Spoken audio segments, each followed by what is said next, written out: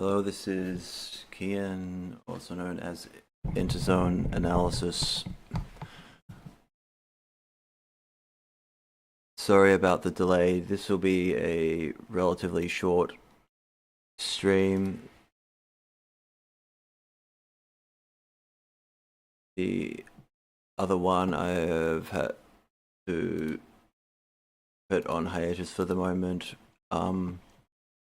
But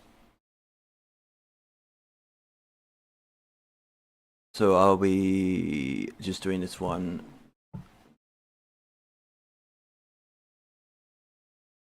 solo, since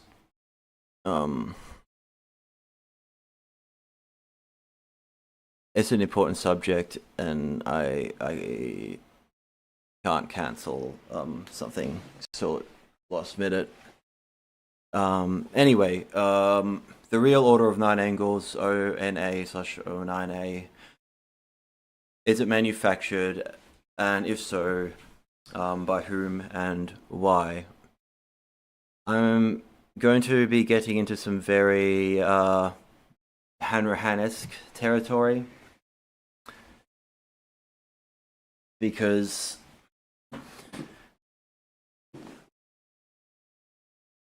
I have a significant amount of, at the moment, mostly circumstantial and speculatory evidence as to what the ONA, why it was created. And yeah, so I'm going to be very, very clear. This stream, I am going into like full fucking Fed posting mode. I'm not here to slander anyone, and I'm not outright accusing Myatt. This is speculation based on, as I said, this is mostly circumstantial evidence. I would have to talk to David Myatt himself, but for obvious reasons on this subject in particular, it would be something I doubt he would want to go into too much.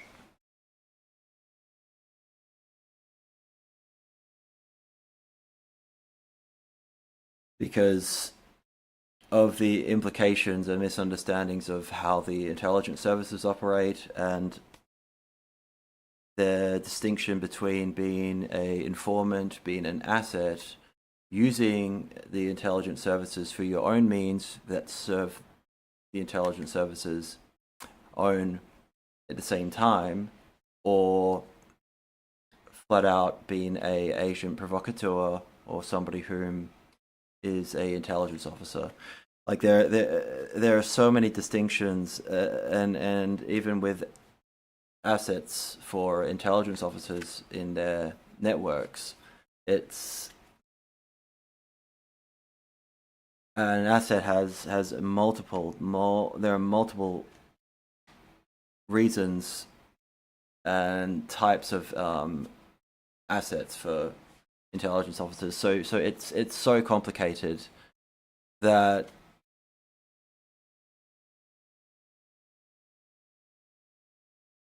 I'm not flat out. Don't want people to misunderstand that I'm calling David Myatt a informant. An informant's a very different thing from what I believe happened. Sutter for Martin Press is a known informant. That is proven. That is documented in Department of Justice documents in the United States.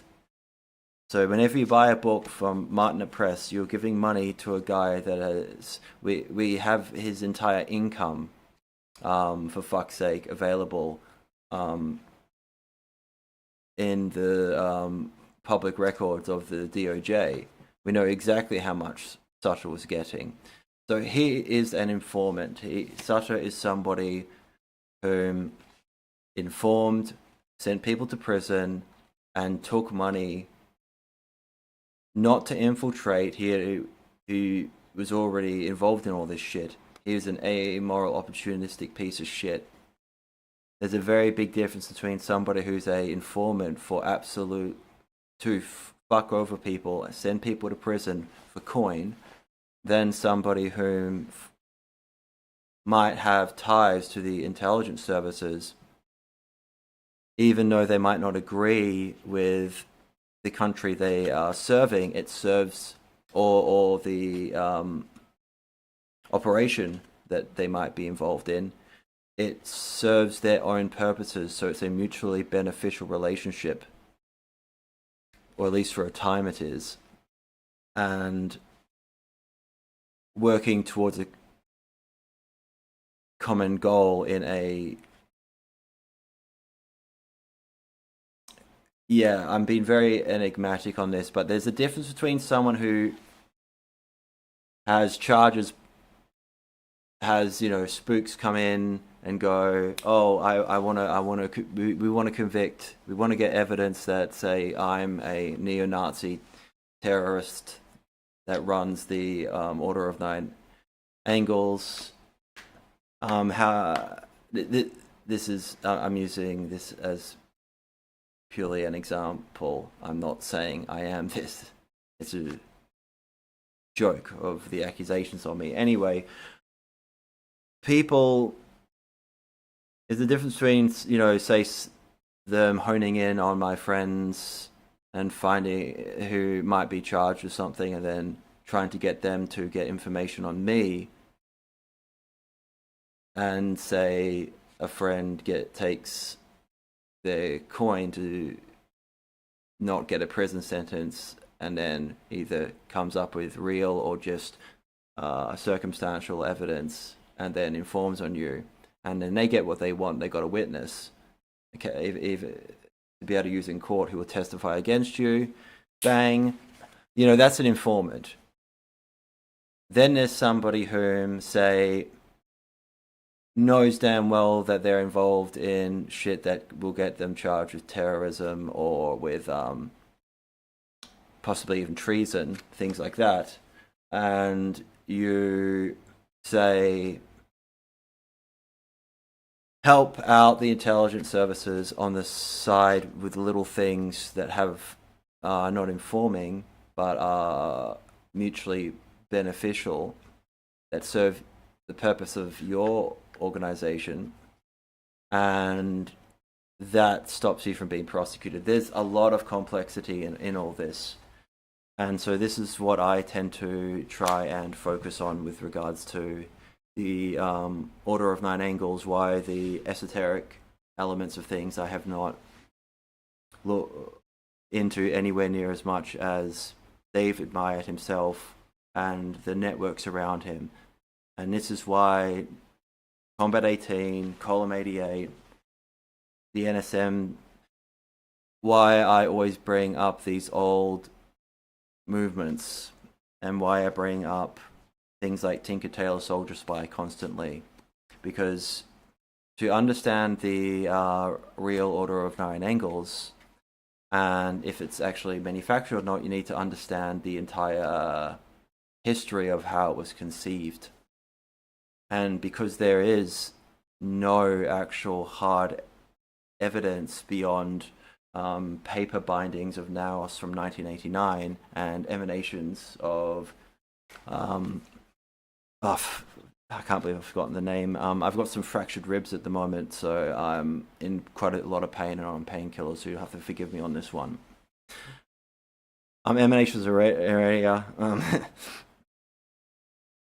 But it's hard beyond the 80s to have actual physical evidence that the ONA even existed. Because and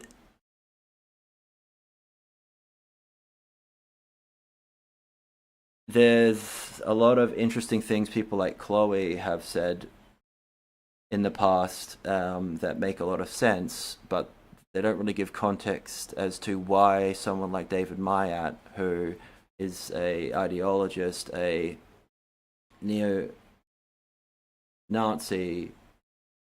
and an Islamist, somebody whom why he would put all this effort into writing, stories in the Deerful Quintet and writing Naos and things like that. Why he'd put so much effort into this organization he wants nothing to do with, when he was already involved in so many extremist groups. Why everyone fixates on Anton Long. Anton Long is multiple people. There is no Anton Long. Anton Long is, I know at least 3 people who've written under the Anton Long pseudonym. I can't show a lot of shit because most of my evidence for this is in private correspondences that I cannot show unless they gave me express permission to show this. But David Myatt is directly involved in the inception of, and this is only conjecture and speculation because I have no evidence that Myatt, unless we get a handwriting expert to look at emanations, I have no, and cross-reference Myatt's handwriting to other works, and it's very, very overt that David Myatt wrote certain fictional stories that ended up in the Deerful Quartet or Quintet. He wrote, they even reference him with regards to Stargame in Naos. So the ONA do have a habit, and because they have done this with me, with my interview, of taking things, though I did have expressed permission for them to be able to do whatever the fuck they wanted with it, really. To them just, publish something they like and not give you any knowledge of that. So they do take your work and things like that. So people that respected Myatt in the occult scene that crossed over with the NS movements of the 70s and 80s, may have put together pieces of his work. However, there's too much evidence.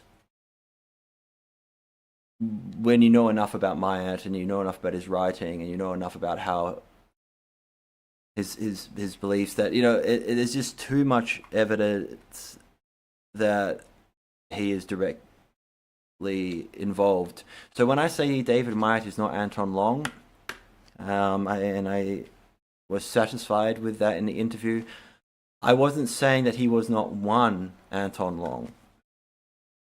However, David Myatt, without him, there is no ONA. David Myatt created the ONA. And if the Oxonians and other groups of people don't like me stating this because I don't have physical evidence, I'm going to tell you why, rather than, and then I'll go into speculation territory and answer questions and things like that. Because all of this, Martinet Press, TOBV, Agony's Point Press, all of the US scene, everything, Temple of Them, Ryan in Australia, Chloe, Bicino, TC Oni, all of this only exists because of Myatt.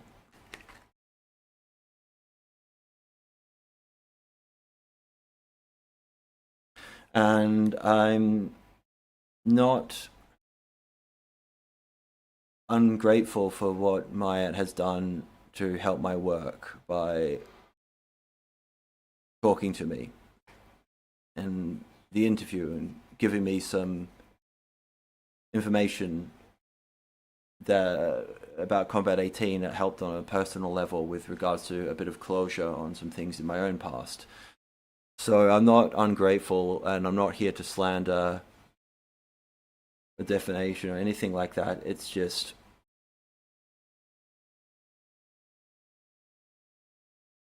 I'm not a propagandist working for anyone or any specific group.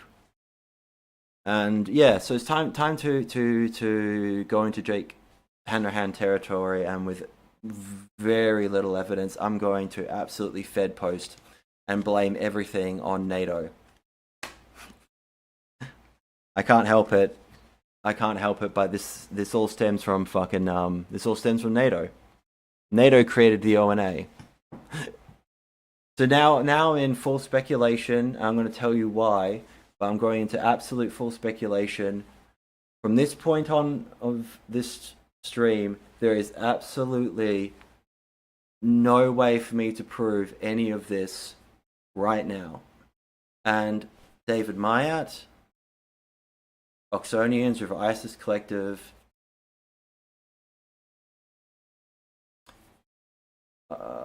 Iana, you know,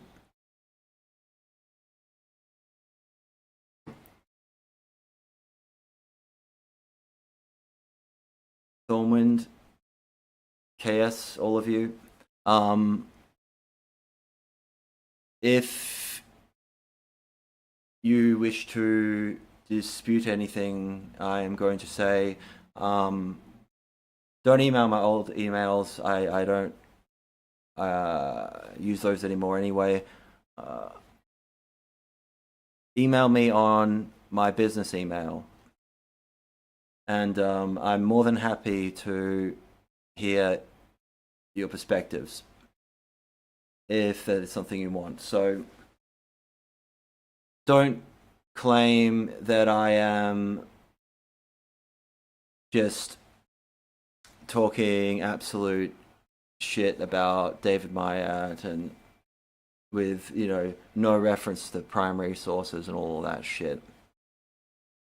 I'm more than happy to not retract statements, because for a historical record, I like my mistakes being visible, so people can see a development and change in my perspective when evidence comes to light. That's why I've kept videos up where I am flat out wrong in, because later down the line I do correct it. So I would not retract these statements. However, I'm more than happy to down the line, you know, explain why I am completely wrong. And I've done this in the past, when I looked into, on behalf of somebody else, if David Myatt was associated with any, in the 70s, Welsh nationalist movements. And I know some people found that quite ridiculous, but there's subtle reasons as to why I did that. And, you know, naturally, no, he wasn't. But I know people involved in certain groups at that time in the 70s, and given what Myatt looked like back then, and, you know, people want to know. And given Shropshire and the significance that it has on the Welsh marches for the ONA, etc., it was worth looking into. And so I corrected that. Anyway, moving forward, let's see if anybody has said anything. This live was needed, brother. Thank you.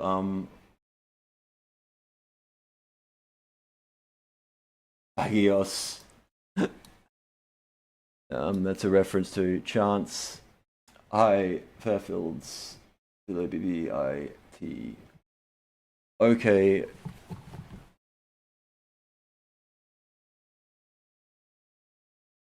So why am I going to... When I use the word Fed posting, I'm referencing, you know, like schizo posting. People who...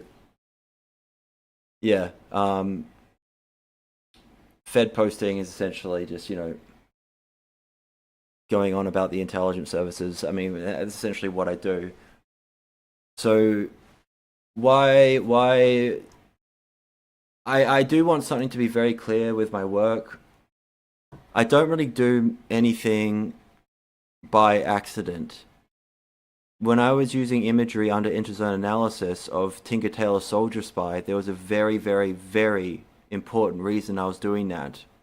I was not using George Smiley as a image representing myself to go, oh, I'm this head spook, blah, blah, blah, you know, running fucking MI6. No. I'm referencing... I'm referencing...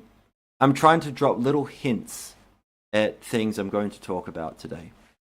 I was trying to drop hints about the involvement of MI6, MI5, it will all make sense. It will all make sense soon. Because MI6 had been heavily infiltrated through academia initially starting all the way back in the 1930s by the MKVD, Russian intelligence services, Soviet intelligence services, in order to subvert people and get them in positions in the civil service, specifically the intelligence services, in order to subvert the United Kingdom. And they succeeded. They succeeded in infiltrating MI6 to the highest levels of the Secret Intelligence Service. And this came out in the 1970s with the Cambridge Five, who had been... Cambridge Five got... they were people that were recruited by Soviet intelligence services, the MKVD back then in the 1930s, and worked for them all the way until they were exposed in the 70s in some of the highest levels of MI6. And so with academia being infiltrated and subverted, and because Russian warfare is not about... How Russians fight war is through subversion. It's through a very long process of infiltrating academia, journalism, through migration and student visas to move spooks in, and to slowly, over a course of 20, 30, 40 years, infiltrate and subvert media, academia. And they succeeded in the UK. And this is not circumstantial evidence, it was fucking proven that they had infiltrated MI6. And so people knowing this all the way back in prior to World War II, they knew that academia was being infiltrated by revolutionaries.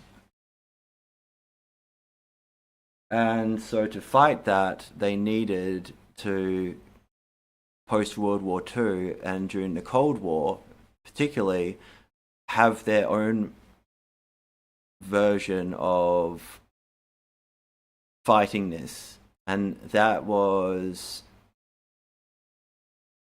started by NATO, whom existed and shouldn't exist now because they had served their purpose, which was to be a buffer of the Soviet Union. And so NATO and Western NATO countries were they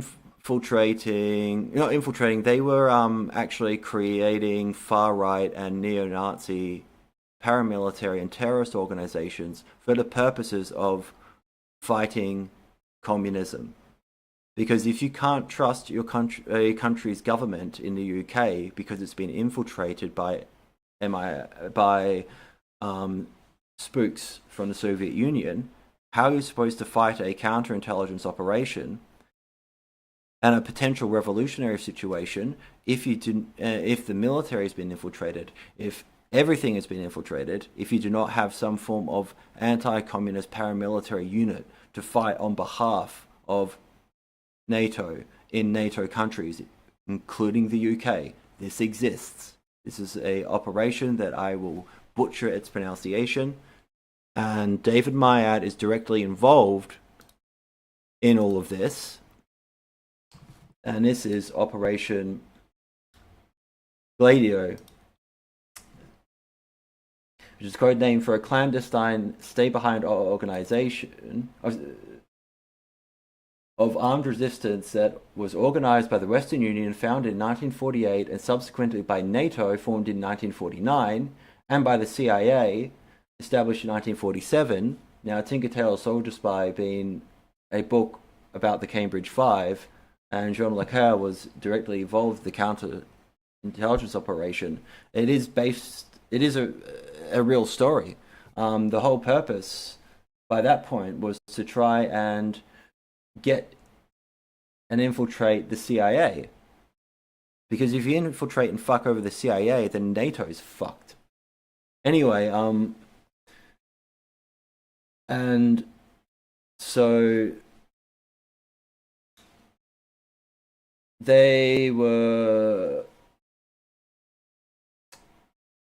in Western European countries. They operated involving the use of assassination, psychological warfare, false flag operations to delegitimize left-wing parties in Western European countries, and even went so far as to support anti-communist militant and far-right terrorism, as they tortured communists and assassinated them, such as, can't pronounce it,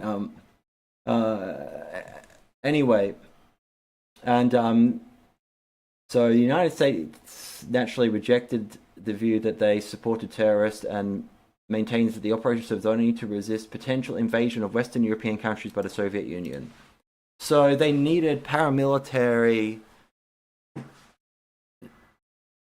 anti-communists to be armed and operational to be able to kill the entire fucking government of a Western European country under NATO in the circumstances that they are subverted completely by Soviet intelligence operations. This is real. They did this. And what the fuck does any of this have to do with the ONA? What the fuck does this have to do with David Myatt? It's because David Myatt was in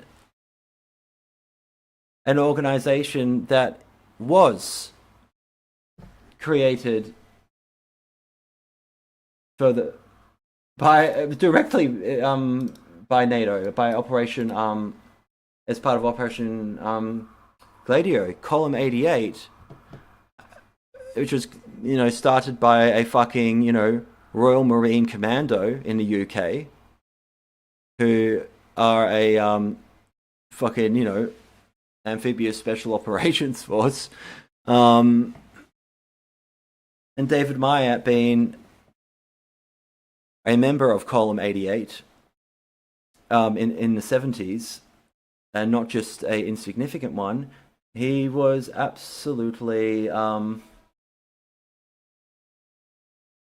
an unwitting asset, at least at this early point, to NATO. And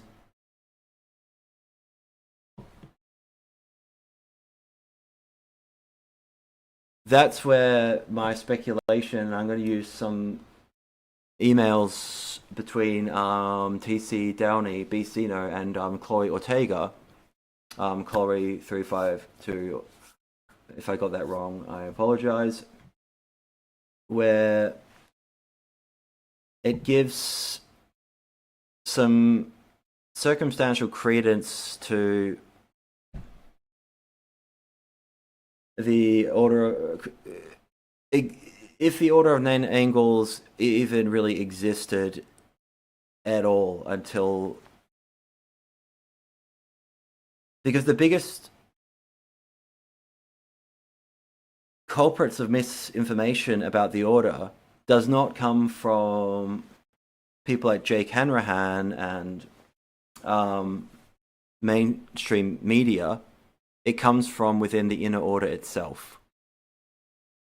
because they want a specific narrative, and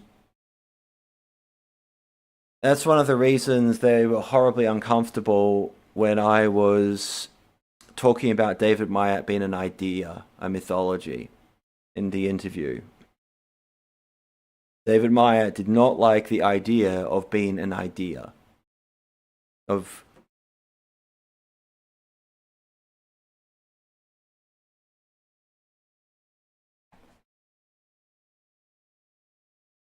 Because essentially the Order of Nine Angles is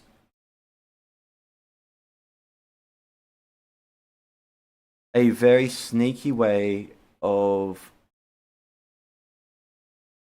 Okay, so, Column 88 associated with glider networks. These networks are set up after the Second World War with the support of the CIA by a number of powers, both within and outside NATO, as anti-communist resistant bodies. Major Ian, blah, blah, blah, former Special Forces officer, helped set up Column 88 in the 1960s as the British section of Gladio.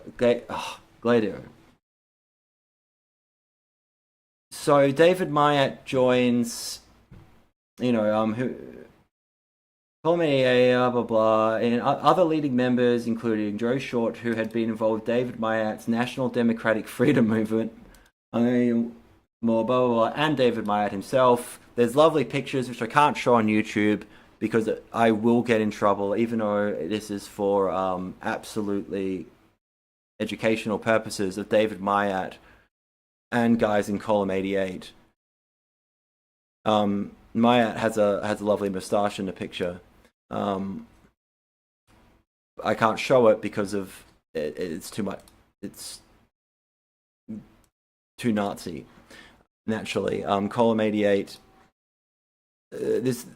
And now forgive me for bringing Searchlight in. This is the symbol of Column 88. Searchlight is a terrible and anti-fascist magazine that created the likes of Nick Lowe's and Hope Not Hate and all these other propagandists. They're just as bad as, and naturally they were obsessed with groups like Column 88, that is the symbol. 88, HH, I can't say it, you know what that fucking refers to.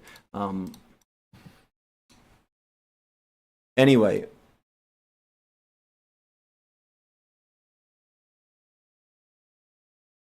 there is one problem with all of this with regards to David Myatt and Column 88 and the creation of the Order of Nine Angles, and that is why? If the ONA, now there's no evidence the ONA existed in the 60s, there is none. On ONA's Wikipedia, the mention of this Australian woman who migrated to Australia, I have absolutely no idea where they got that schizo mess from. There is no evidence that the ONA existed at all in any form until the 70s. Until the occult revival that was happening around the world during the 70s, and specifically in America and the UK. And given that David Myatt is in a neo-Nazi paramilitary terrorist organization funded and operated by the intelligence services, specifically NATO, as a means to fight communism and kill the entire fucking government in the UK if need be, for NATO, if it is subverted completely by the operations of the MKVD, the KGB, etc., because Russians win wars by subversion. It just takes time. Oh, 1 second. Oh, hi, hey, Guru, how are you going? I'm. I hope you're well. Oh, sorry, Cambridge Circus. Fuck off. My own spook. Hide user from channel. Is put user on timeout. 24 hours. Sorry about that. I've seen that Agios is used, yeah, as a greeting by some Niners. It's as cringy as using, like in Thelema, everyone uses, 93. 93, 93/93. 90, you always greet each other with 93s. It becomes really lame because it's no longer secret. Agios, it's used constantly in chants. I've got some very amusing recordings of some very bad chants by some Niners that are quite funny. One of them sounds very, very South Asian, very Indian, but he's actually from the UK. Anyway, Glad Baggio pronunciation is how I've heard it over the years. Glad. So mistake. Well, no long messages allowed. I know. Sorry. I'm trying to get rid of my fucking moderator. Where do and the sevenfold way come from? The sevenfold way. That's just the based on the planetary systems. The this is I don't know. I'm not Julians and shit like that. The pedophiles and all that. They all stem from Martinet Press. That's a whole nother situation that I've gone into before. What I'm going into is how the ONA itself came into its inception. And to understand, and then how all of that fucking shit happened because of this. So what I'm trying to say is the ONA is a fucking NATO operation. Because what happened is David Myatt was in column 88 in the 70s. Myatt being somebody whom is a absolute, especially back then, hardcore neo-Nazi paramilitary wanting and David Myatt's not an idiot. All right? Like when you actually look at what most neo-Nazis in the 70s, what most neo-Nazis are like, it's fucking, they're not the types you really want to, how do I put this? The classic skinheads, right? They're not really the types that are going to be able to do much outside of being a kill squad for, they're good at fighting and beating the shit out of communists, and they'll be very useful. They just thought, look, I'm not giving. I'm from a UK context. I'm from a fucking working class background.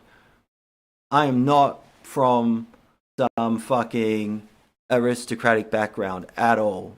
So I'm not giving shit to people from the working class. I grew up with these fucking guys. They are not. They are. If you start bringing up things like emanations and ideas in Naos to the average member of column 88, they're gonna, at the pub while you're having a fucking pint, they're just gonna be like, "What the fuck are you on about, you Myatt?"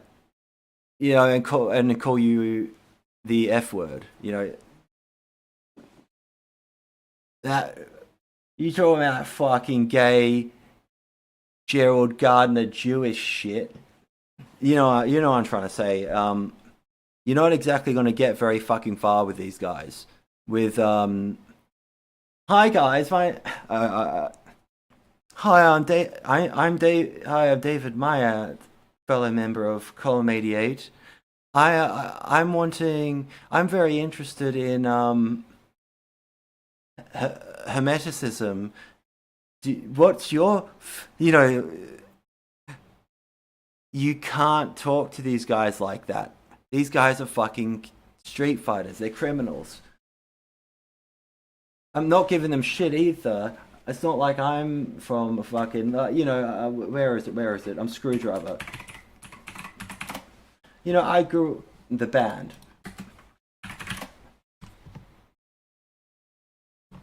I fucking grew up with these guys. Rock Against Communism movement. Like these guys are not. You don't go up to this guy, and it doesn't fucking matter if you're in column 88 or combat 18 and go, hey bro, are you into Hermes Trismegistus? Oh fuck, I can't pronounce it. Which is your fate? You know what I mean? Like,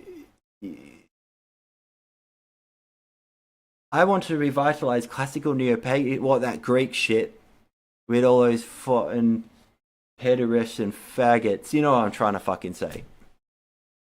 I'm not giving shit, but you got guys that are working trade jobs, using a lot of amphetamine, drinking a lot, and they want to beat the shit out of these fucking anti-fascist F-gurts, and they're street fighters.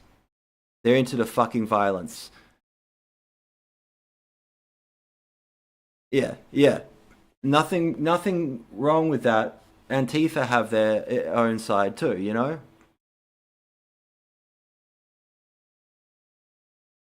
So me mentioning all this shit is to give context to the ONA.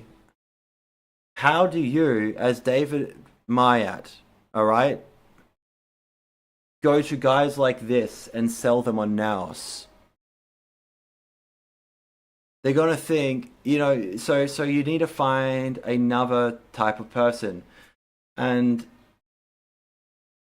academia was being infiltrated and subverted by communists. All the way back in the 1930s by the MKVD from the Soviet Union in the UK. How do you get how NATO would want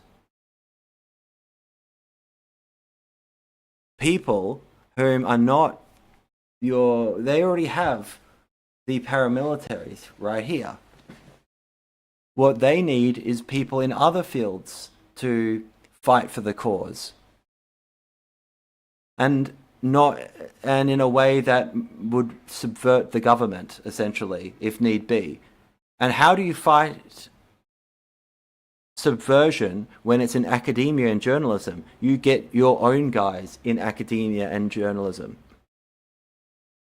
And people who are more academically inclined, who go to, Oxford and Cambridge, are not going to associate, unless they're me, with guys like this. Because guys like me who grew up with guys like this and ended up in prestigious academic institutions are very fucking rare. We are fucking rare. And we do not have much fucking success. My Twitter is banned. I'm banned on Reddit. I'm banned on most of the financial stuff. I really I deleted Facebook because I was just getting 100 friend requests a day, mostly from people from Afghanistan. I don't know why. And also a bunch of people that I don't know. And because of my real life, I had to delete Facebook because I don't want people seeing my Facebook friends who meet me in real life, because it's so bizarre. It's so bizarre. And it was overwhelming getting 100 friend requests a day at my limit every single day. I don't know what the fuck happened, because I had no friends on Facebook. I never used it. But I think something picked me up, and all of a sudden it was just fucking. That's why I deleted Facebook Guru. It was fucking overwhelming. And given that I never post on there, pretty much before, I only kept it as a line for certain people to be able to contact me. And yeah, I was thinking, these people in real life, they look me up. Yeah, I don't care that they'll see, certain things about me on my website. That's fine. But on Facebook, I have all these edgy Satanist types from America that were following me for different reasons, and that's not my scene. I also have all these very neo-Nazi types following me, and very overt, and all these Pashtun guys from Central Asia following me, and a few normal people, and I'm like, this is just insane. I don't want it's fine for my Twitter. I love Twitter because I was following people from all over the place. It was just an absolute mess. However, yeah, with Facebook, normal people in real life look me up, don't realize that it's a business account because it's under my name, and see all this bizarre shit. He's previously interviewed the guy. Oh fuck, that yeah. Scott Sullivan. He plans on interviewing any fish or the.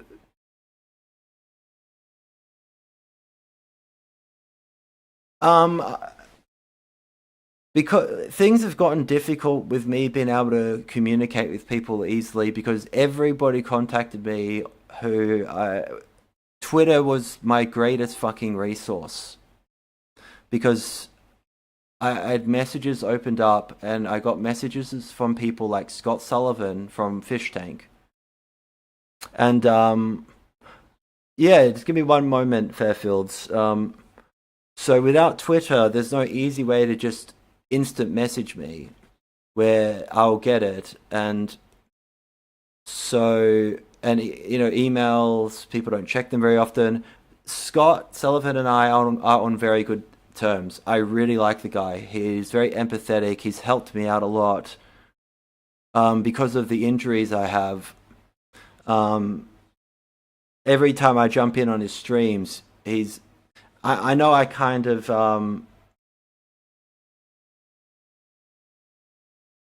threatened him, but that I misunderstood what and we made peace very, very quickly. He is a really good guy. I highly recommend his channel because it's very useful knowing how to fight.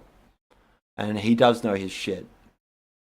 He knows his shit, and he's a funny guy. Fucking follow Scott Sullivan MMA, officially endorsed by Kian Tavitan, Interzone Analysis, Interzone 93. Because it's rare finding anyone who's not a cunt on YouTube. It's rare. It's rare, and he was honorable. He did right by me. He could have absolutely. I was so sick. I was on so much fucking cough syrup and shit, in such bad state during that interview. And he could have just absolutely lampooned the fuck out of me. But he was he's just a decent human being, and he edited out my more fever dream opiate cough syrup induced, because I had COVID during it. Fever dreams. Anyway, I will ask Scott for you, man. I'll ask him on a stream. That's the best way for me to every time I jump on his streams, because I actually like watching them.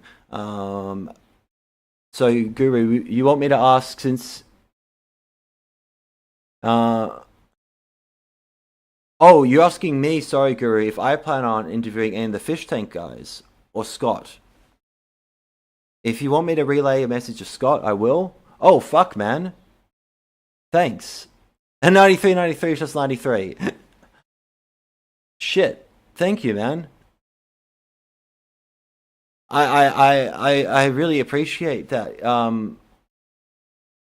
Heath Gardek, you're officially the Spurge King. You find a rocket ship to Uranus ASAP.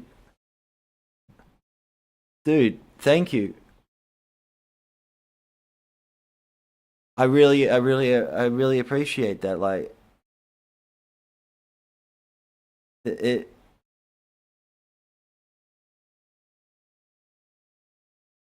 you know, it feels very. It's nice to know people appreciate what I'm trying to do with my work. It's really nice. If you can be more specific, Guru, let me know if you're asking if Scott Sullivan is wanting to interview, or if you're asking if I will want to try and interview anyone from season 3 of Fish Tank. Naturally, of course, I'll be more than happy to. Do you know anyone? You can. I never thought about that. I'm a big Sam Hyde fan, and I think Fish Tank is a absolute masterpiece of. It's just an absolute. It was genius. I'm not caught up on Fish Tank, so any of them really, but Fish Tank season 3 just concluded, so the door is open. Guru, can you email me? Um, you, I used to. I don't have Discord. I don't have. That would be great. I got rid. I couldn't have Telegram for a long time, but I have it now because I'm using a you know, burner from number from the UK. Hey Gaspian, how you going? So if you email me, I can give you my Telegram, Guru. You just have to promise not to fucking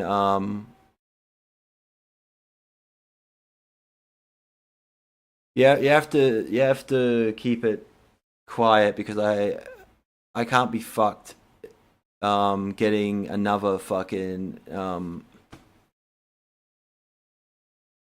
it's just a waste of my fucking time if I have to keep making new accounts constantly on shit because then nothing gets fucking done. So, Guru, I have absolutely nothing negative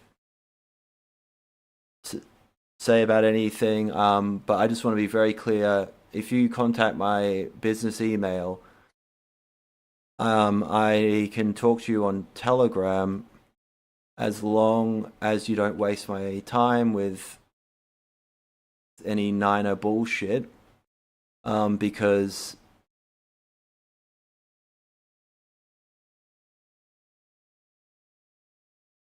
people are always trying to fucking make me as a fucking opfer.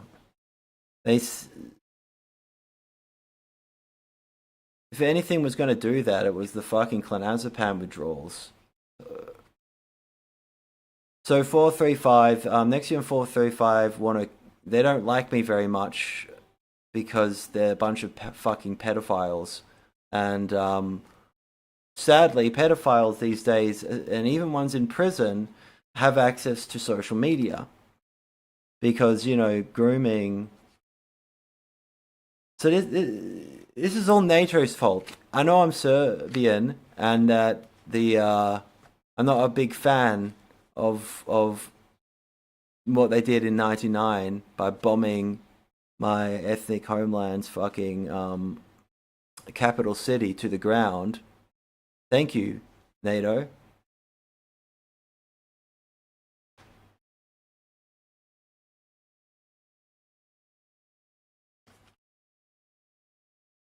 If there were real Nexions, I'd be dead. If there were real, if any of these guys were like the edgelord Niners who have no idea anything that I fucking talk about, have no idea the context of why I'm talking about national socialist movements in the UK and Myatt and NATO and why that fucking matters. If you're going to join an organization, edgelords that want to kill me, you've had the opportunity to kill me for more than like 2 years now. You have people in Melbourne, for fuck's sake, and you're too pussy to go and knife me.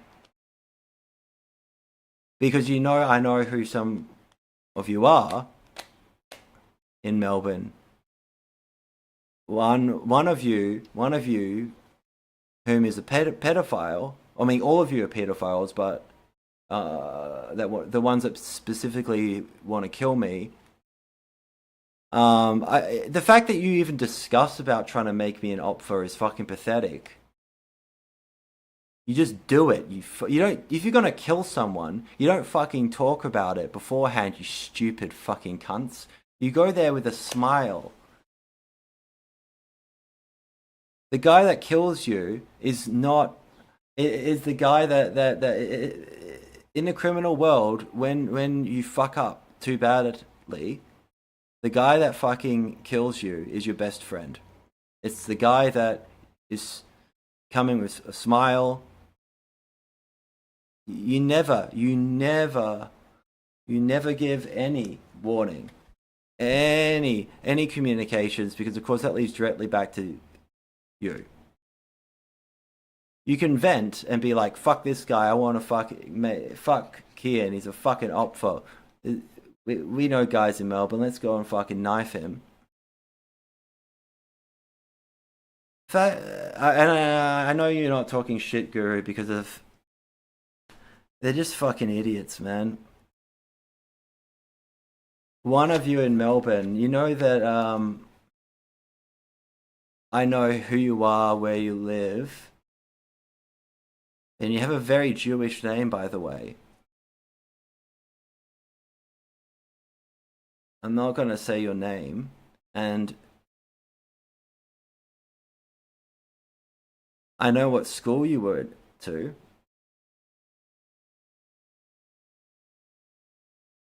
You do know that I know what a lot of you look like and what areas you live in, because, you know, I'm not an idiot. I'm not paranoid either, because I've dealt with actually dangerous people that... And I'm a big guy, like I'm tall. And experience is fucking key. And none of you have actual experience in street fighting. Real violence. Where, you know, and you do realize that, you know,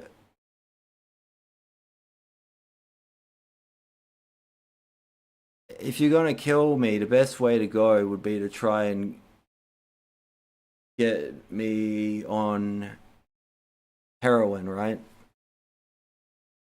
The best way would be to try and infiltrate my inner circle. Befriend me, you stupid cunts. However, that won't work, because I'll be like, hey, I remember you. You're that guy that's very insecure about having a Jewish name, even though you're a wannabe neo-Nazi and a pedophile and all this shit, and in these fake fucking Nexions, and you yourself are being groomed by another pedophile in Melbourne, who's... You see, I know who you guys are, for fuck's sake. Oh, man. Like... You are so fucking stupid. So, you know, best way would be to try and befriend me and then manipulate me into, you know, taking a little bit of smack, because I'm in a shitload of pain and stuff, you know, or buying a shitload of morphine, which I know you won't be able to get, or... You know, there are so many ways. The easiest way to kill someone like me is to get me to get on heroin and overdose and die. However, that's easier said than done, given that I quit a very long time ago, and it takes. I know a lot of guys, one fuck up and you're dead. But you do know that even though I don't use, I keep naloxone injectors on me. I keep fucking naloxone inhalers, nasal spray. Because I'm not a fucking idiot. I know that I have a massive fucking heroin addiction that I quit, but it's still there. It's still there. And one fuck up and I'm dead. And even though it's been years, that's the best way to kill me. And you lace it up with a bit of fentanyl and give me pills that have the wrong, and no one will ask questions. Thing is, though, it's not like I haven't OD'd before multiple times. I know how to fucking stop an OD very quickly, very fucking quickly. And yeah, so I'm sorry. I'm really hard to kill. People have been trying to kill me for a very long time, guys, a very long time, and they all failed.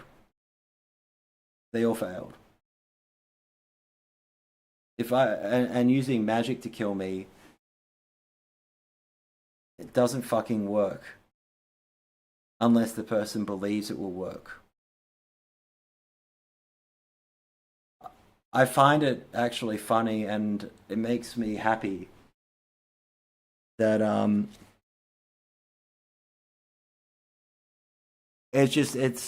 I would just think that you're talking shit, Guru, but I know damn well what these cunts are like because I've seen so many fucking screenshots of this shit leaked to me by people who have infiltrated all these different groups, and it's really fucking pathetic and embarrassing.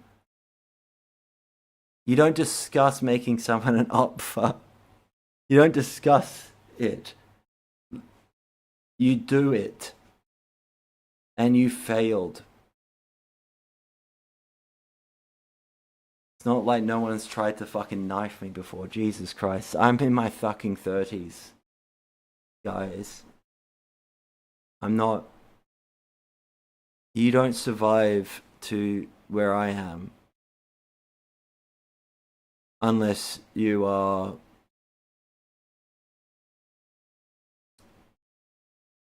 experienced, to quote Jimi Hendrix. Injuries aside, things like clonazepam withdrawal aside, you get better.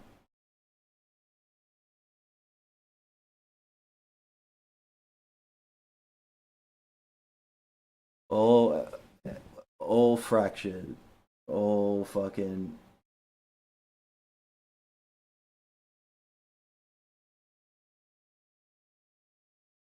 And unlike before, I've got full mobility back in my fucking arms now.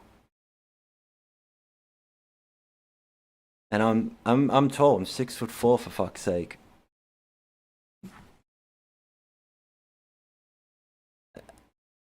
And I'm fucking strong. I'm sounding like Myatt when I said Myatt would not make a good street fighter.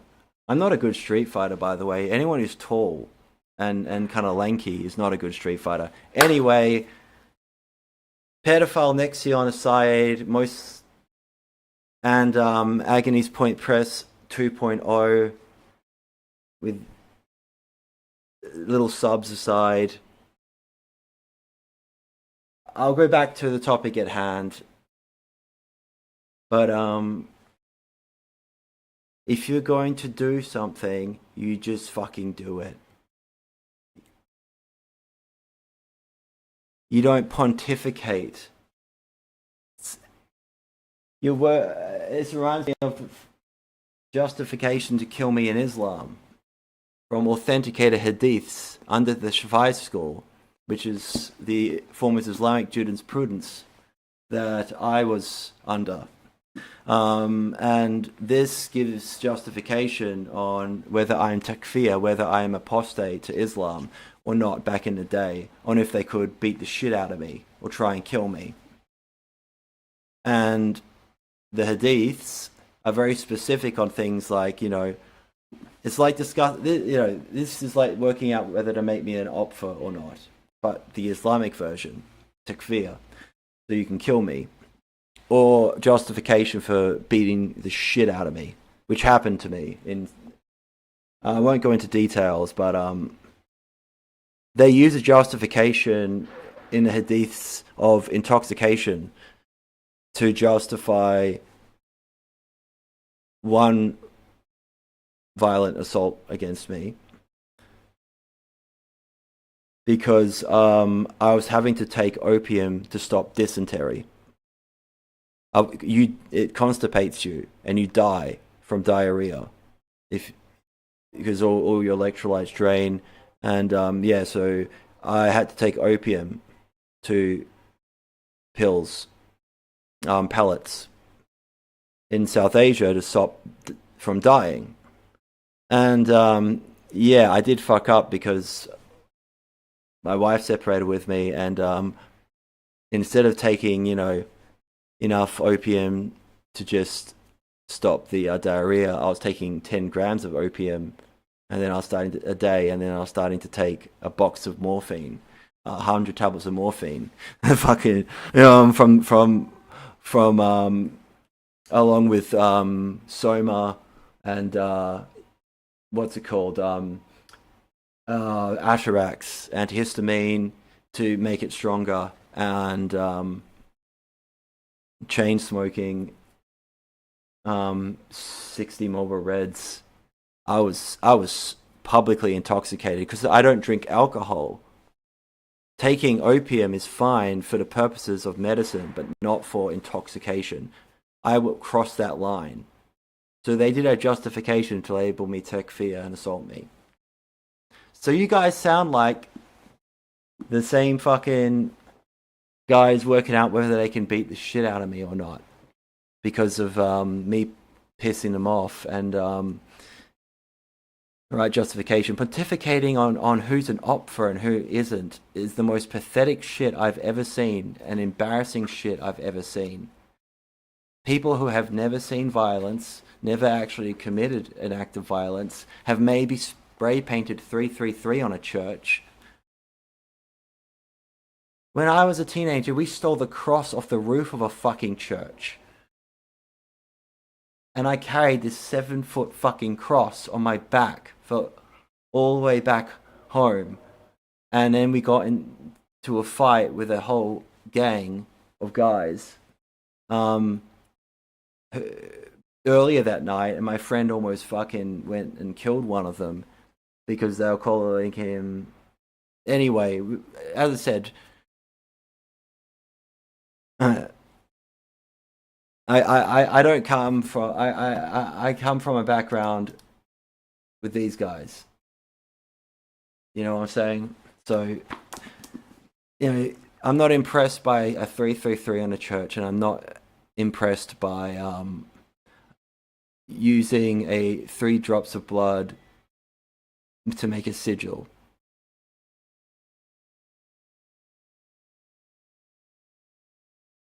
You don't have the right to decide that you are in an authority to even understand the logistics of culling and who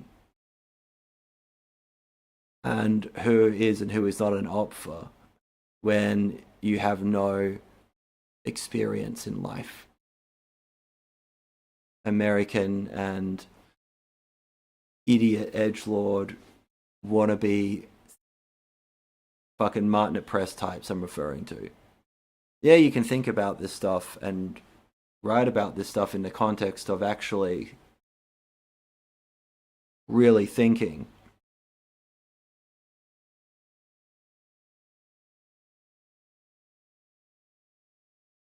Academics do this shit and it ends up happening. Communism, for fuck's sake. The gulags, so Doesn't mean it's not dangerous. Doesn't mean you can't pontificate on it. However, the way these young guys do it, it's just, if they weren't pedophiles, I would have empathy for them. The ones that aren't pedophiles, that are edgelords, I do have empathy for you, and I don't hate you. As long as you haven't hurt children, I don't hate you. I find it embarrassing, but I don't think that you're... I feel that you're wasted potential, and I want you to actually achieve something. I see I see my generation of young men, Zoomer's generation, Guru's generation, being fucking left behind.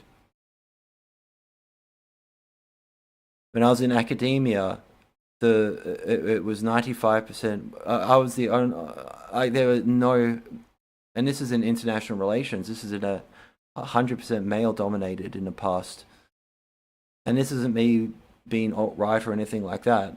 This is just a fact.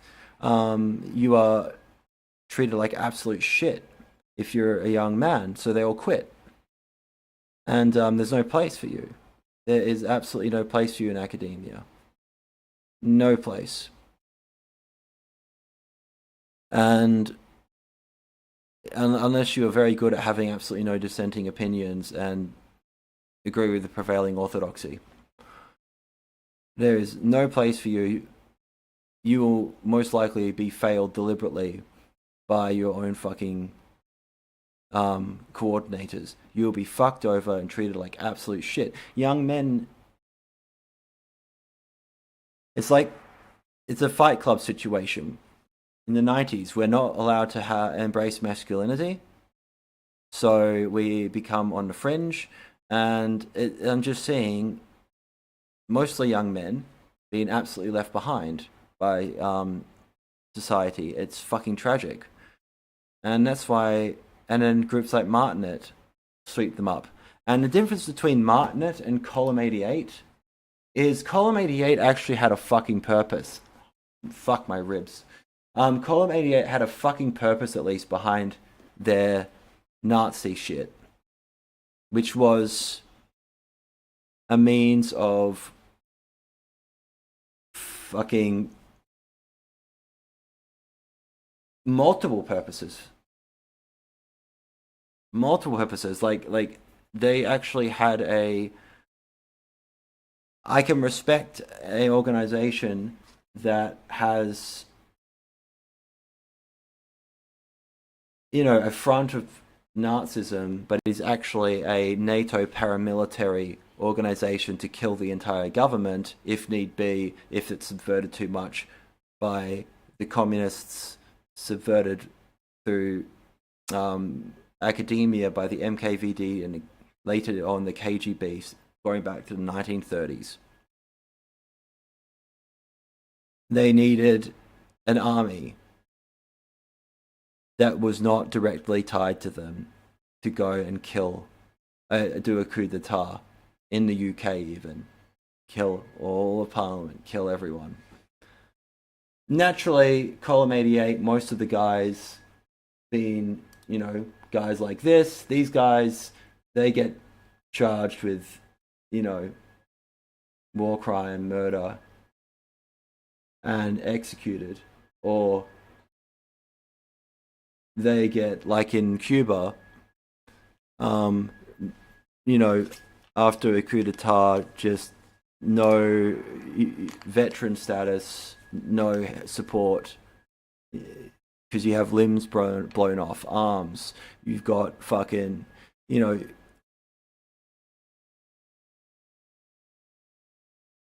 not supported. All you've done is a revolution and replaced one government with another, and nothing changes. You're still stuck in a council estate, but now you have your foot blown off, you're a morphine addict and heroin addict because you've been shot multiple times, and you're left, and you're in actually a worse place than you were when you started off, and you're treated exactly the same because the same people that are in charge that you overthrew were the same aristocrats that ran groups like Column 88, ex-Royal Marine Corps commandos. These guys, special forces soldiers. These guys are fucking. A lot of them were academics. They were fucking, So the ONA is about evolution, actually changing and evolving, rather than just the same circle going over and over again. And that's my problem with ideological movements, is no matter what you fucking do, you're going to end up in the same position unless you're in a evolutionary, evolving based system, because you're just replacing the same, and Myatt knew that, but you need to use these movements. But so I can have respect for groups like Column 88 because they were run by spooks. It was an intelligence operation. It has sophistication to it, at least. Whereas Nexions that want to kill me are a bunch of sexually inadequate young men. Most of them will be a lot of them are incels and pedophiles. And the older ones are fucking pedophiles. Or just absolute, like the definition of an opfer. And they have no grander purpose behind them. They have absolutely no idea what the fuck they're talking about. And they're unlike Column 88, which is run by guys working with fucking NATO. Nexion 4, whatever the fuck. You guys are just useful idiots for the FBI and the intelligence services to be able to show that the existence of far-right terrorist organizations. You're not even serving any. You're serving the purposes of UK Parliament, Australian Parliament, and the Department of Justice, etc. in America. And you're so fucking stupid that you're not even like working with them in a way that is at least Column 88. You're a special forces fucking officer, and you're working with NATO to create a paramilitary organization, for fuck's sake. That actually takes being a adequate human being to be able to do that. Whereas starting a fucking Nexium and targeting edgy teenage girls, and you're working for the intelligence services anyway. But at least Sutter was smart enough, because he's a piece of shit informant, to get some fucking money out of it. You do know that everyone has to work with the intelligence services to operate, otherwise you end up. Everyone does little favors that are mutually beneficial.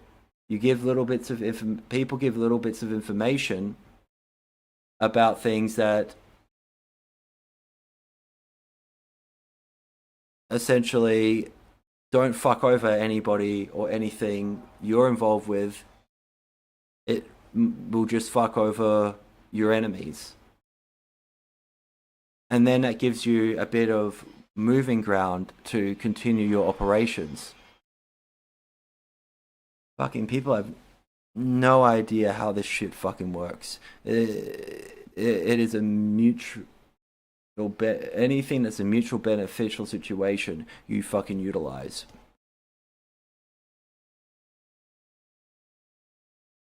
My problem is with informants, with people that take money for coin to send people in prison.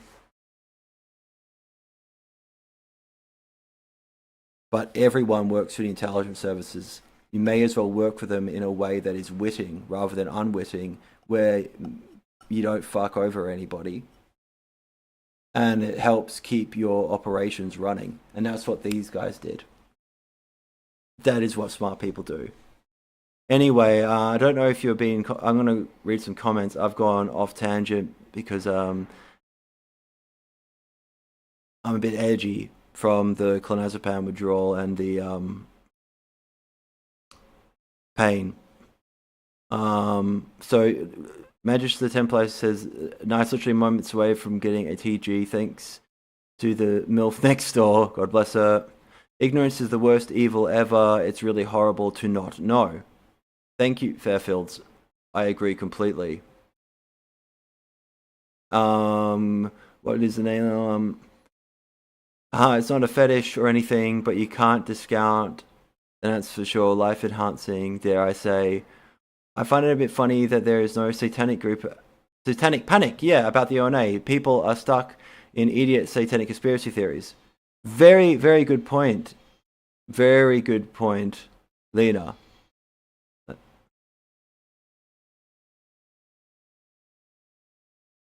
The process church of the final judgment caused absolute hysteria. David Berkowitz and all that. Being associated with people associated. I mean, he outright knows Processian. He references Processian shit in interviews, and he it doesn't matter if he was directly associated with the process or not. He was associated with a splinter of the process. Doesn't mean that the process knew about it. Anyway, James says, I've been clean for 7 years of a long heroin addiction, and you're right. A relapse is a lifelong thing. Yeah. Thank you, James. I hate the whole Narcotics Anonymous, Alcoholics Anonymous. I'm always an alcoholic thing. I'm always have this sickness. No, it's not a fucking... No. You have to be very aware that you're fallible. You're a human being. And you will always have some form of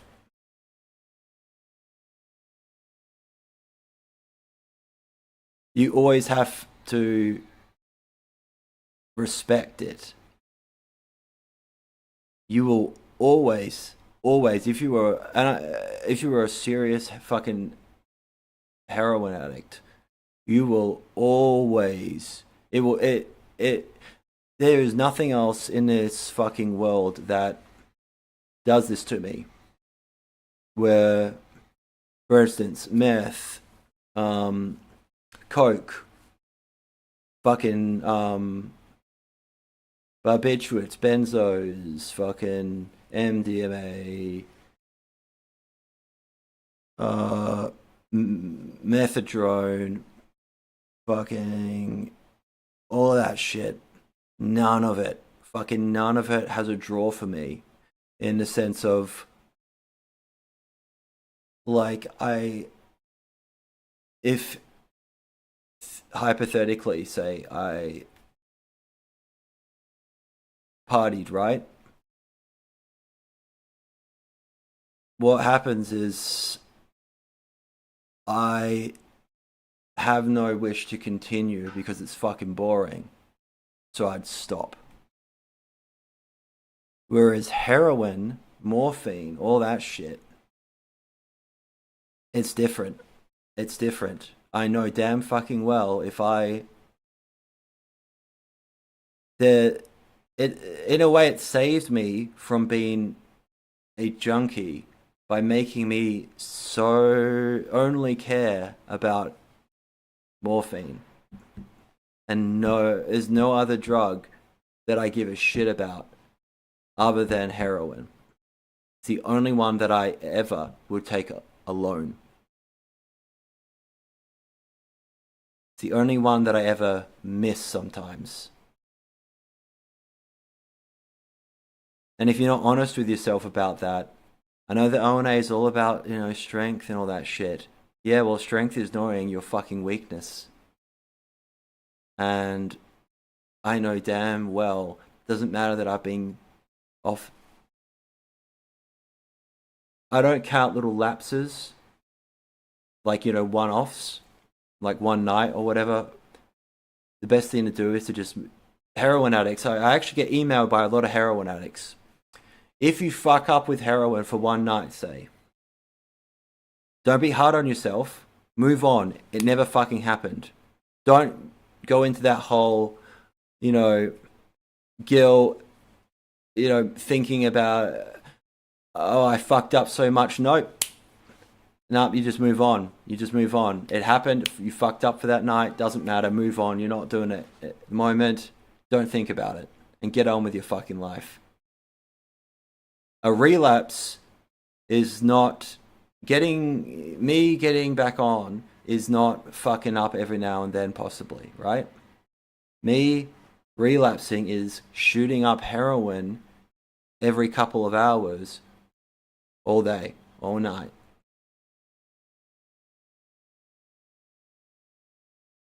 And just not stopping for fucking weeks, months. That's a fucking relapse. And I know how fucking easy that is, because most of my friends are dead. All my friends that were heroin addicts, most of them were veterans. But almost everyone's dead. Even I get so profoundly happy when I walk past someone that I know is a old heroin addict that I used to know back in the day. If I see him alive, I always give him a cigarette or something, because I'm like, damn, at least this guy's not fucking dead. In Melbourne at the moment, the heroin is so fucking, it's so shit, because I keep tabs on the criminal world here. I have people who give me information because it's very useful for me to know what's going on where I live. And I live right near lots of heroin areas. And the problem is the heroin is absolute trash, or it's incredibly potent. The raw. I know where to get the raw, because that door is always open for me. But raw is the closest thing to pure you can get. It's shit that you can stomp on and sell. It's so fucking strong. It's not fentanyl either. But that's because it's directly from, I can't say. That was a heroin I used to use. It was directly off the fucking plane.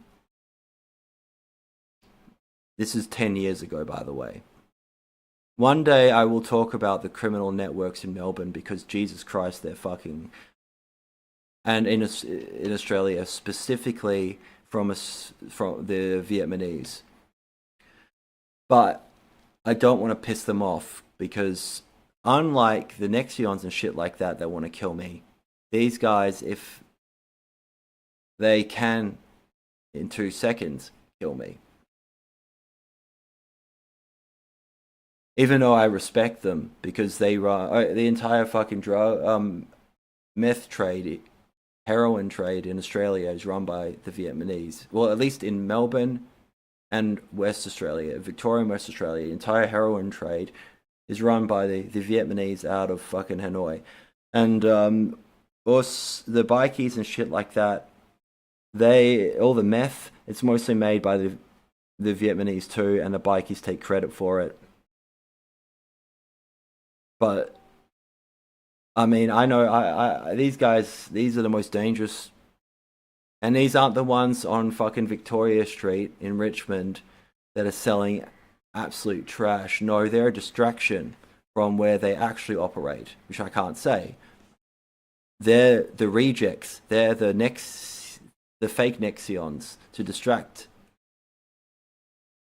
from their actual operations. I've had them flat out just walk up, have a sit down with me and a friend, and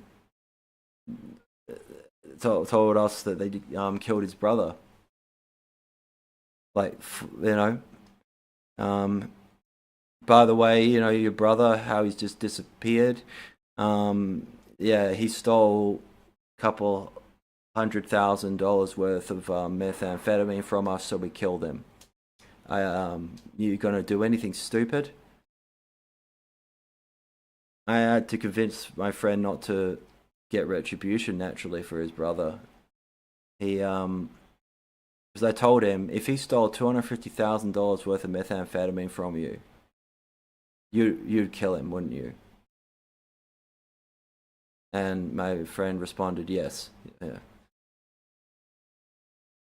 So that was my use in the criminal world. That's how I operated.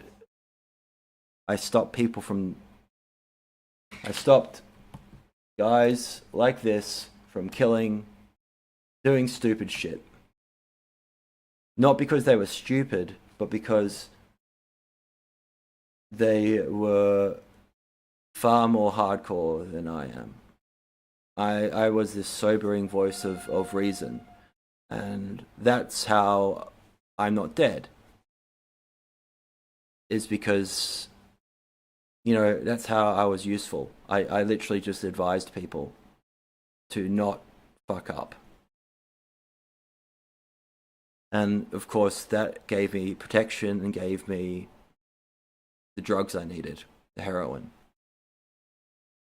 Because I stopped really people being reactionary.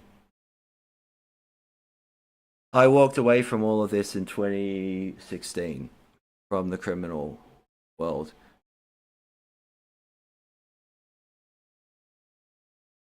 And yeah, this is all historical. I've never been charged with anything. I'm not a career criminal or anything like that. I'm just saying that's how I funded my heroin addiction, was just advising people and networking.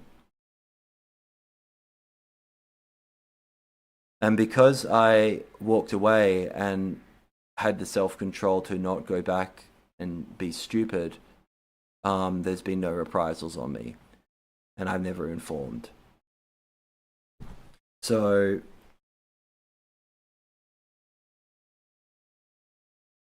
you know, when you make a stance on something, you stick by it. I can never return to that world because that's a lack of internal strength. And that might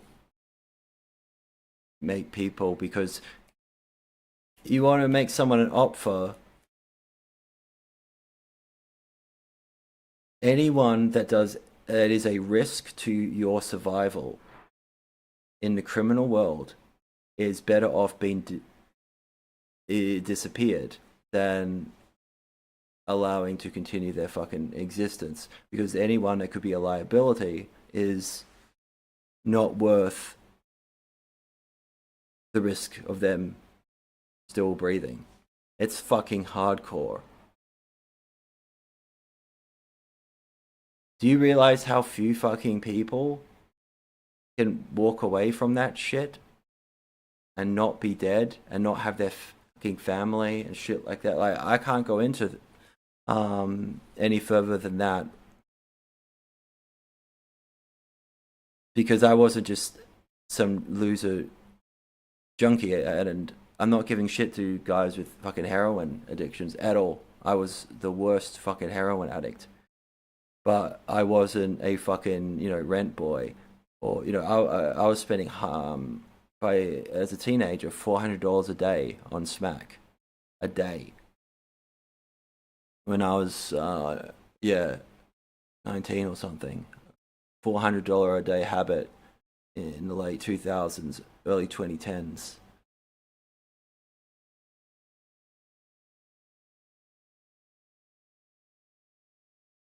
It was fucking hardcore. I grew up with this shit. That's why I find it amusing and pathetic. Is my enemies now are stupid kids and pedophiles that want to kill me because my existence is a threat to the narrative, blah, blah, blah. Whereas my enemies back then were psychopaths that hallucinated me calling them a cunt and then deciding to try and kill everyone and myself, anyone associated with me and me, over hallucinations from being awake on 3 weeks on shooting meth every 10 minutes. These were my fucking enemies. Like, I'm talking about guys that were fucking murderers, killers, who were in psychosis, absolute psychopaths, who did horrendous things. Like, these were the types of people that were my enemies. Now it's stupid kids pontificating over I'm an opfer. It's surreal in how stupid it is. I know I look like a nerd,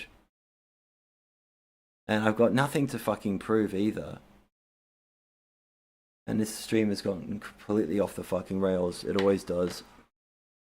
I was going to cancel, but I thought it would be more unprofessional to not show up if I scheduled something, due to reasons I won't go into. But anyway,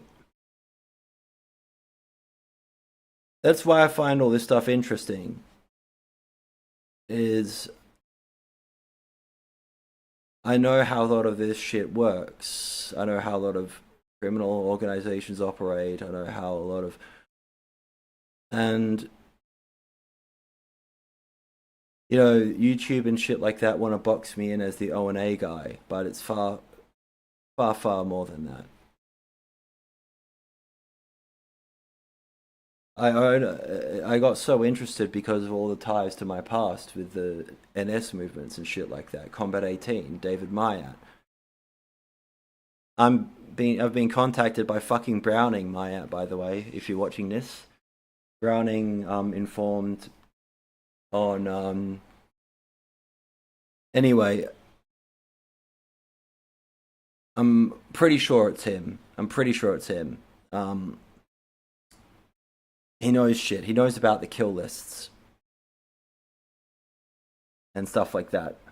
So, by the way, I want both sides of the fucking story to be solid, because I for personal reasons, I want to know what the fuck happened with Combat 18. How the fuck it happened. And I've got Myatt's end, for the most part, which I've never actually talked about, because it's so important.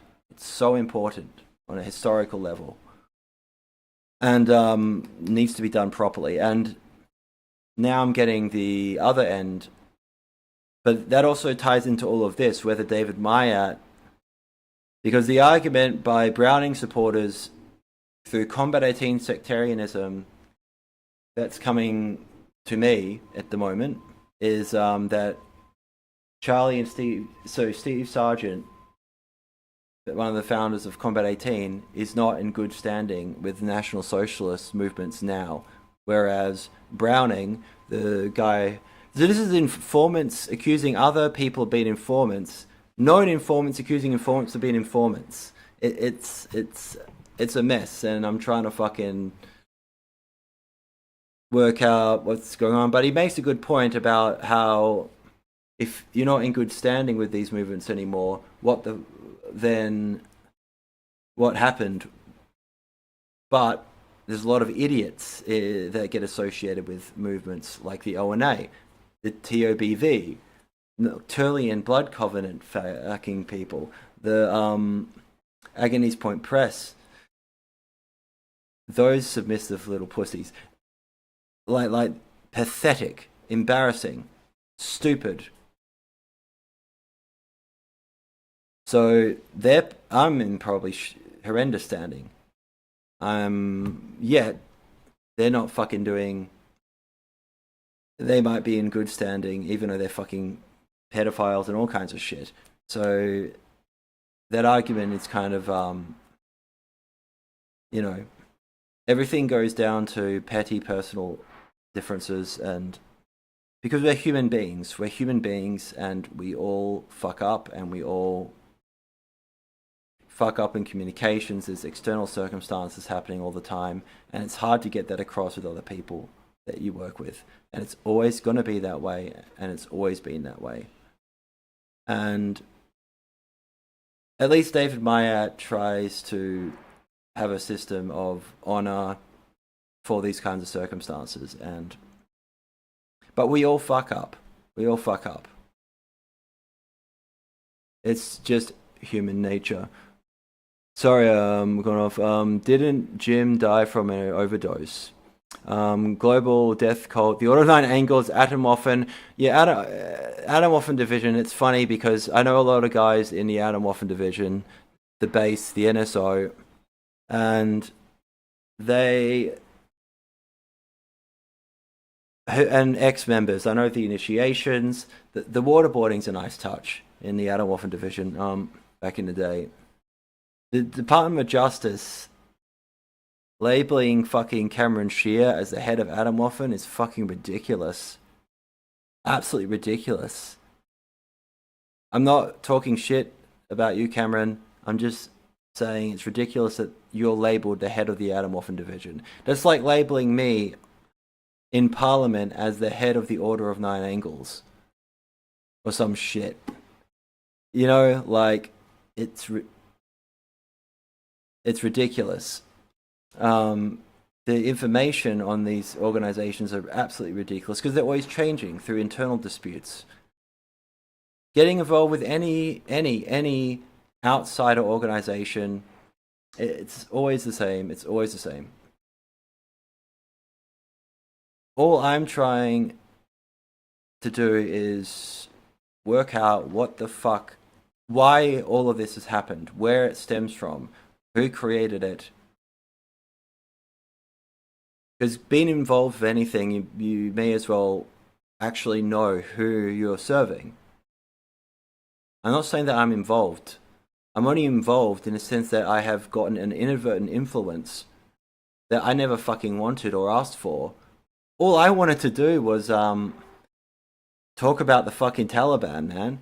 When I was back in academia, I couldn't split focus and talk about the occult and talk about the fucking so to continue being able to do anything on YouTube and being so unknown, I just wanted to talk about stuff that was relevant to the shit I was doing in academia, because I couldn't split focus from real international AR theory and focusing on extremism constantly. I was just going to talk about the Taliban, and then I ended up fucking making what being a Niner is all about as a kind of apology for fucking up. About the ONA on my very first video, where I was only using the ONA to bridge into the occult to talking about the current Taliban regime, because I have contacts from the Soviet-Afghan war and who know these guys and fought with them in the 80s. I know one of the guys who was very close with the Minister of Foreign Affairs in Afghanistan right now, who is the Taliban's head of their blooming intelligence agency. So what a waste. What a fucking waste. What a waste this has been.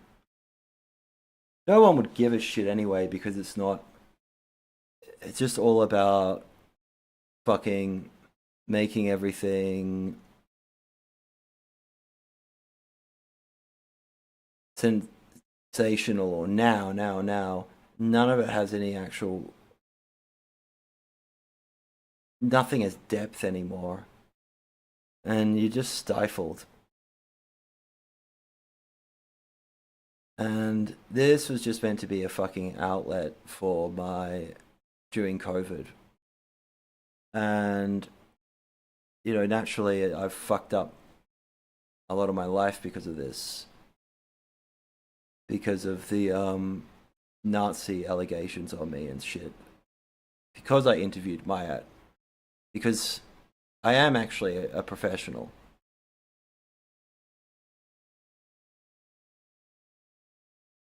You're seeing more of who I actually am now, probably than you ever have.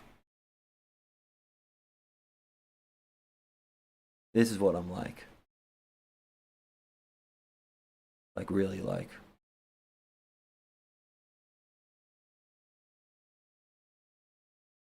I'll do the sensational shit, you know, because I understand how the game is played. And I do find this rewarding. I do. It's surreal to have done the things I've done in a state of mostly sickness and have any form of, yeah, it's surreal. I was being followed by the head of the UNESCO Foundation, by the UN for children, you know, on Twitter before I was banned. So a lot of people are aware of the work I've done. Even though people like Jake Hanrahan and other elitists will never take me seriously. I walk outside and I'm just some fucking loser. Junkie with, you know, clonazepam tremors and shit like that. And I have talked to some of the most prominent fucking people involved in the Soviet-Afghan war. I've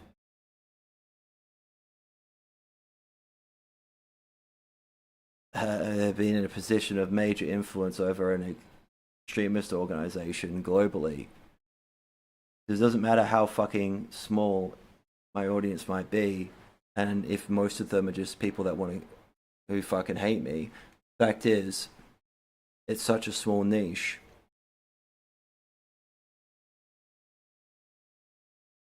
But it's exhausting. The constant reporting of me, the constant attacks, the constant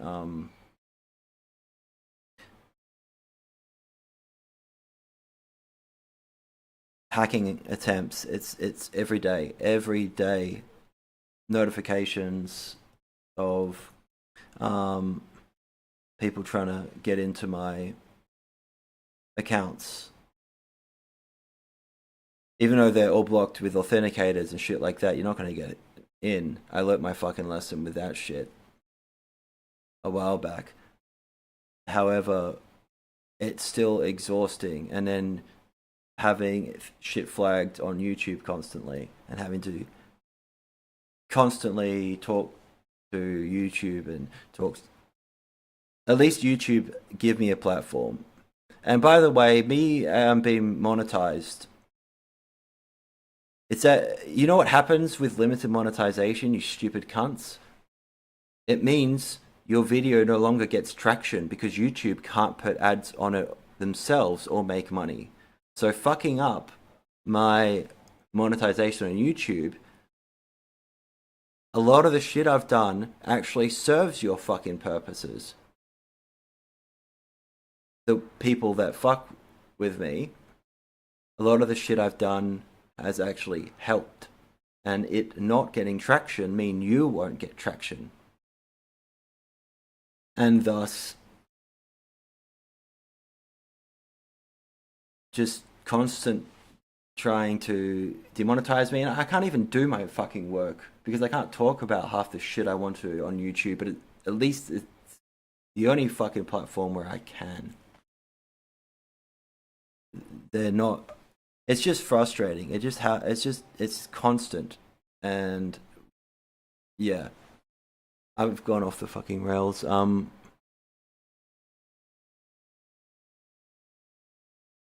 Skibbity, sinister way. Fuck, I was making a joke about Hanrahan always using that fucking word, all the fucking time. All right. I'm gonna get back on track. But yeah, the ONA is an inadvertent creation of NATO through the Myatt being Is it part of the Glado networks? David Myatt in column 88 in the 70s, and his spook military intelligence and Royal Marine Corps friends were like, we need this occult revival happening with all these fucking people that want to get away from Christianity and shit and move towards maybe, you know, neo-pagan ideas and stuff. We could actually use them as part of our paramilitary operations to get people who are academically inclined and not the usual skinhead street fighter involved in our organizations. So if we can incrementally move them towards National Socialism, or at least a more to infiltrate and subvert and help with counterintelligence within academia. And because the occult revival was made up of mostly young academics, you look at all of the post-1970s occult people, they're all, you know, boomer academic types, right? So naturally, from Kenneth Grant writing the book The Occult Revival in 1972, a part of the Typhonian trilogy, is not by coincidence. There was a huge magical revival in the 70s. And it wasn't just in New York, it wasn't just, you know, and Myatt, you know, having interests in Hermeticism and all this shit.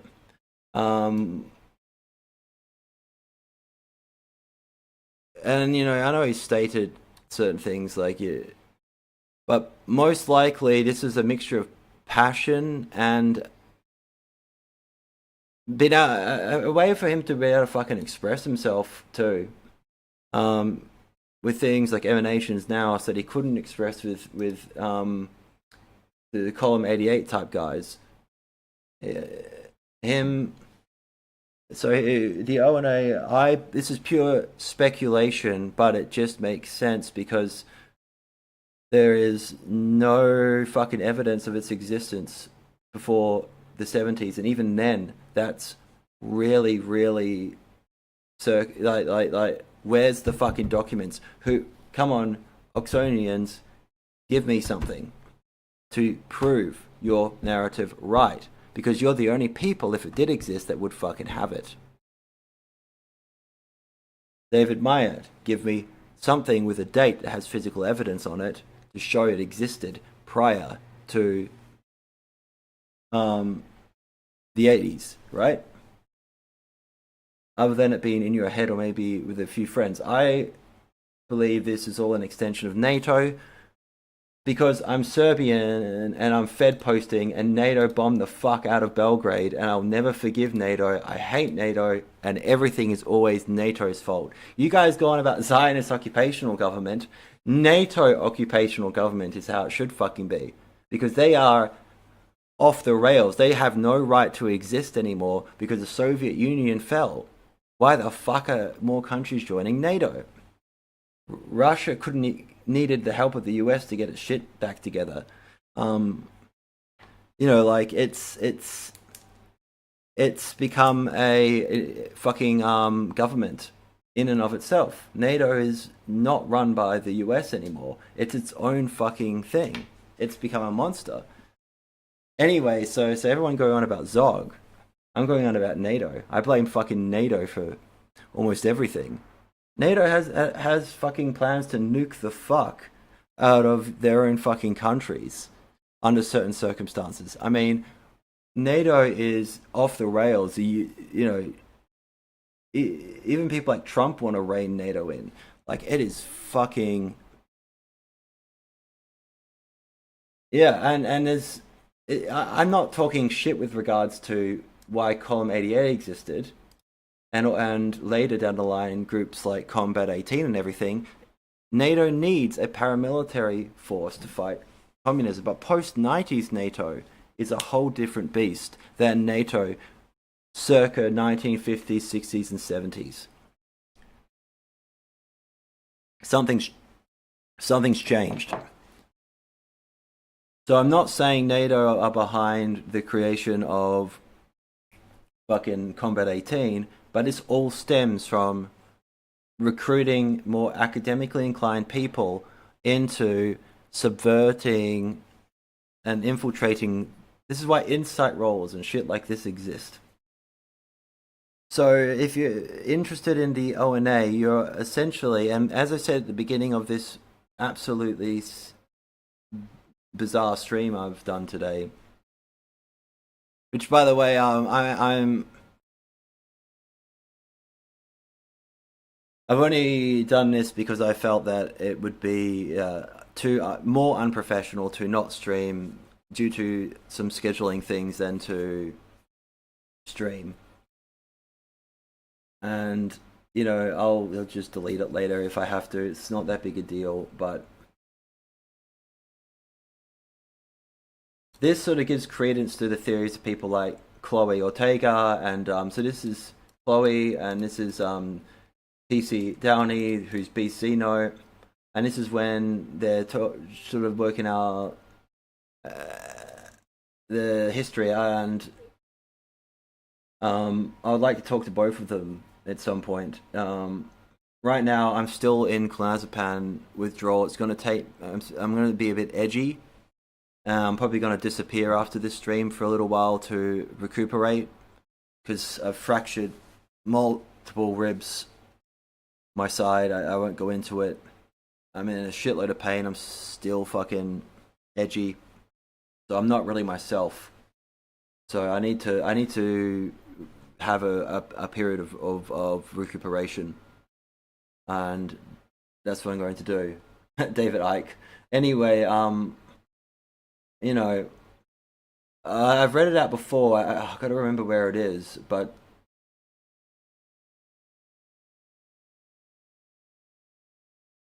where is it? The different phases that. Fuck my ribs.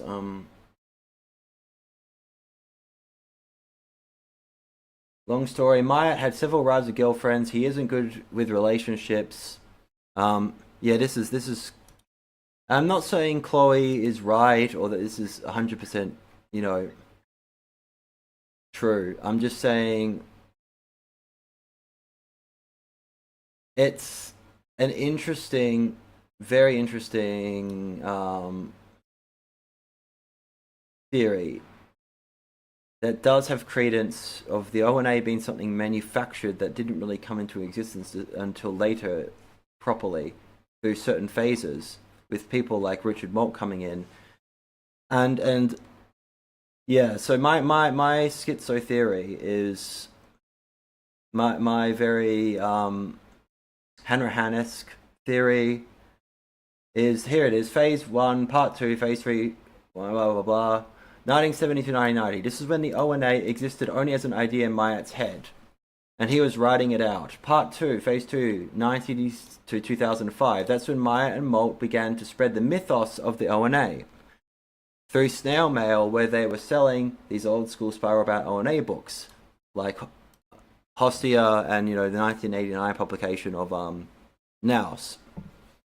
Phase 3 was 2005 to the present, when the ONA actually began to collect real people and real temples and nexions. It could not have been hardcore in the past during these stages because it did not exist. It only existed as tall tales.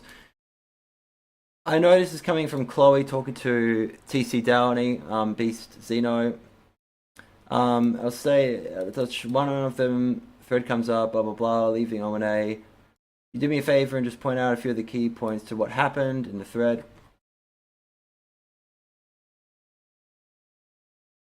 Hand yourself like a champ. Anyway.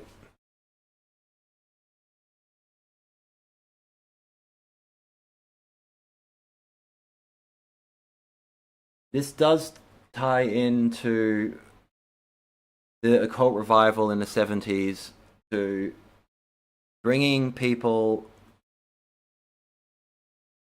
And yeah, I just want to investigate on my end of things some of the strange connections to the intelligence services that go way back. And since everything has fallen apart for both the East and the West, the unipolarity of American exceptionalism ended after the Iraq War. So, and their bipolar, Russia and US dynamic of the Cold War is gone. Now we're back to anything goes, and it's been falling apart for a long time. So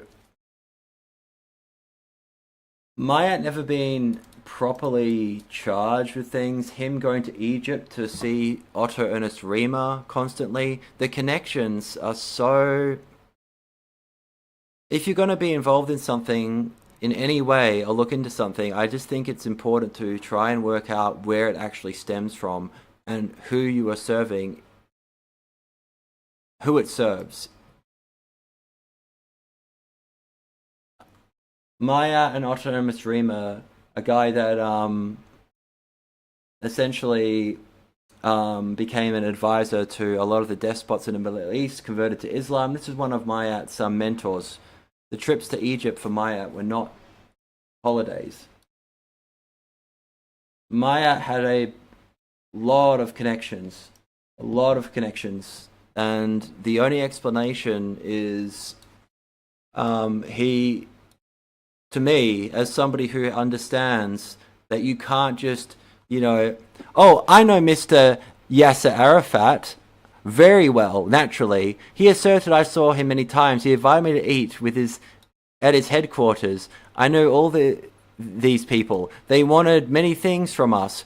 For Riemer, anyone that was an enemy of Israel was his friend, particularly when a prophet could be turned. He claimed to have brokered several business deals between West German companies and PLO, but Riemer denied, blah, blah, blah, blah, blah. Like, this is just... Myatt actually fucking met Riemer in Egypt. It's very difficult, without being a journalist or having an excuse, to go to certain countries and meet with certain people and get away with it unless you have connections to the intelligence services. Doesn't mean you're an informant or an asset, all right? Myatt served the intelligence services all the way through the 70s, 80s, because what he was doing was helping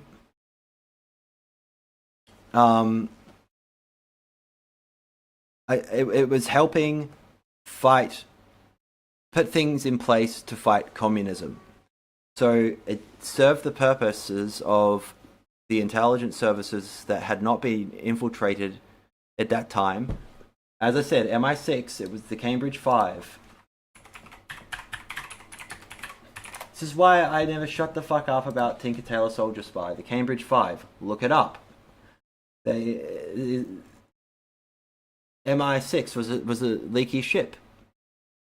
If your government is completely infiltrated, academia, media, parliament, civil service, by the Soviet Union, you need an option, a backup option, if it's subverted so badly that you actually have no way of turning it around. You need people in all these institutions that are extremists, that will fight against this. And the best way to do that without getting your own hands dirty is to fund paramilitary and extremist organizations and use anything. The occult revival, bring in people interested in paganism, giving away from Christianity, the Nazarene influence.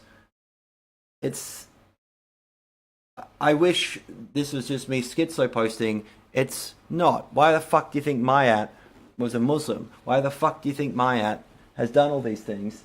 It's all... For him, it was serving a more sincere purpose. But I want to know the extent of his involvement.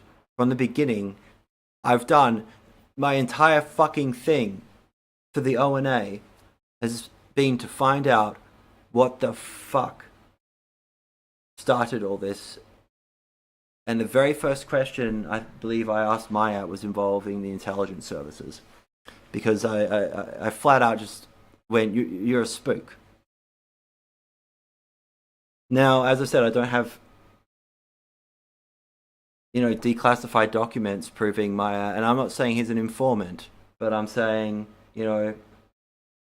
making claims about Jake Hanrahan's ability to travel, being an MI6 asset on Stormfront, is a very unreasonable question to ask. However, Myatt's movement into certain countries at certain times, like in Afghanistan and other places, you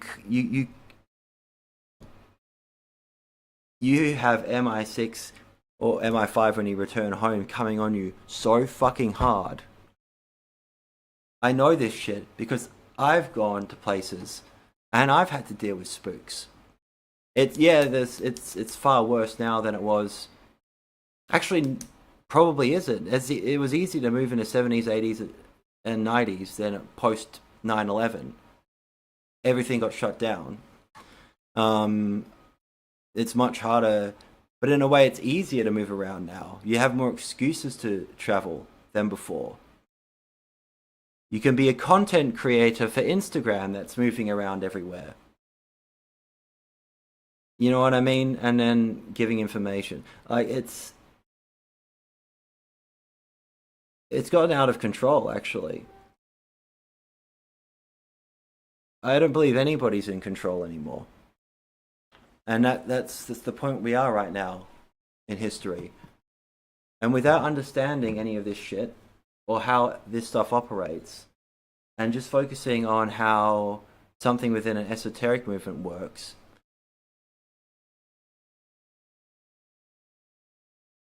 I believe is highly limiting. Anyway, this is just the kind of stuff that interests me, that I'm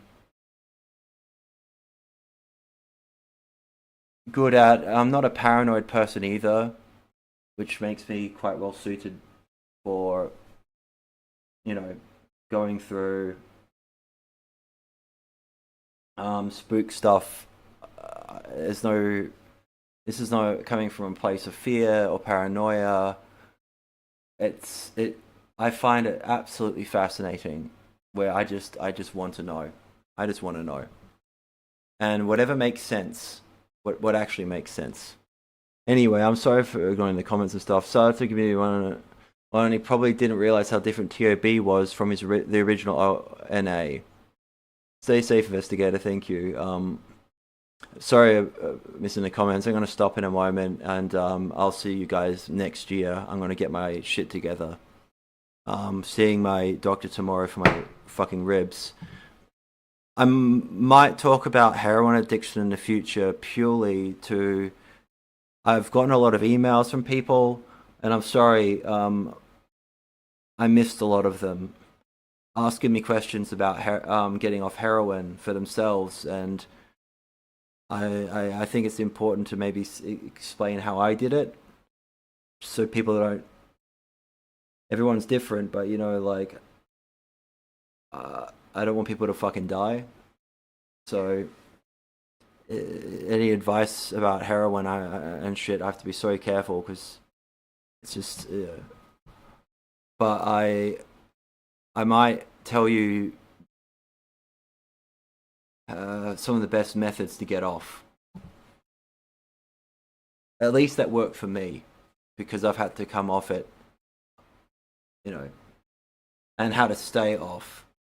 Anyway, but what works for me might not work for other people, so everyone's different. It's not a pretentious thing either. Anyway, likely agree with you. Doom has other topics as normally spirituality and man, like the rest, nothing new though for me at the top of that list. I've written the script about Mimi, Miami Virtue, about Richard Malt. I've got so much. I've got so much that I haven't shown anyone about Richard Malt, and about how where his music come from. All of this stuff. I've just been I've been in too rough health to be able to actually write scripts right now, and I need to rest. I've gone, a lot of shit has happened, and it's worn me out. I need to have a sort of step back for a month and actually, rest, finish this withdrawal from the clonazepam, and deal with the recent injuries and pain problems. So I need to sort my health out a little bit over the next over the Christmas holidays, essentially. When I come back, though, yeah, I've got a lot about Richard Malt. Somewhere there's a message board comments about this time. Wish I had access to them, but probably memory hold now. Yeah. I love crystals and magic. If it's actually used to make alchemical changes, the person level. Well, excuse my bad English. No, it's fine. Damn it, I forgot the interrogation sign. Thank you, Caspian. And it's a composite of chaos magic. Yeah, chaos magic. Kenneth Brown's Side of Eden. And thank you. Take care. Farewell. Bless you. Fiction is horrible. This is the realest thing I've seen on YouTube in ages, and so on point. Thank you, man. Thanks, Caspian. I'm sorry for the comments I missed. Temple of Blood initially started out as a goofy occult project by Michael Ford and EA Coetting.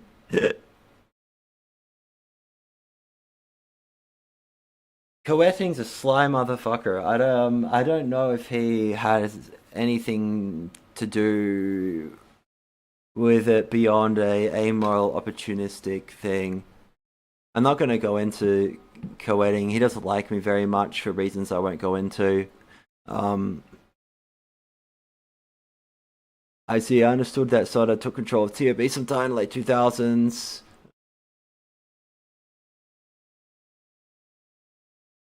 Yeah. Original. Look, I'm not gonna. I'm grateful to be watching this time period. I needed this. Thank you.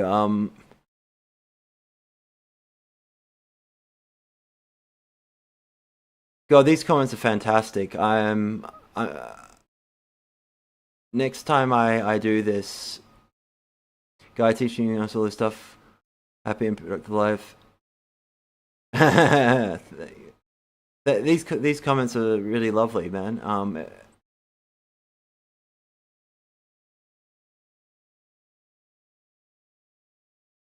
I really appreciate it. I really appreciate all the comments. They're really good. This stream, I won't watch it. I never watch stuff I've done afterwards, but I'll leave it up unless there's something like really stupid I've said. This is just so fucking unfiltered. But such a mess. Oh well. Thank you, everyone. We support your content. You rock. And thank you, everyone. Like seriously, it means a lot to me. And I hope. I know this has been complete mess, and it's also completely conjecture. It wasn't planned out. Didn't have time because a whole nother thing was going on. I was going to condense this down into something where I actually have like a video. I can tie some things up, but yeah. Anyway, see you in 2025 Richard Malt projects. One can always hope. All right, everyone. Take care. Thank you for your patience and understanding, and I hope everyone has a good rest of